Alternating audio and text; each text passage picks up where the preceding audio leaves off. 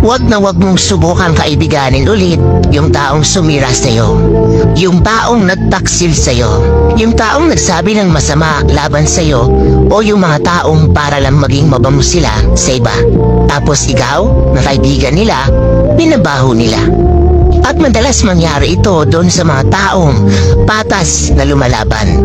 Kaya kung isa ka sa mga nakadanas ng ganito, yung pagkatapos mong pakisamahan at itrato ng ayos, gagawan ka pa ng kwento. Huwag na huwag mo silang kakaibiganin ulit. Marami pang tao dyan na pwede mong makasama. Yung tao na magiging masaya kasama ka. Yung mga tao na sasabayan ka sa tabumpay, hindi hihilahin pababa. Bagkus, ipupush ka pa paitaas. At tandaan mo, ang ahas, nagpapalit lang yan ng balat para maging mas malaking ahas. Pero, kahit ilang beses pa yan magpalit ng balat niyan, ahas pa rin yan. Real talk lang yan.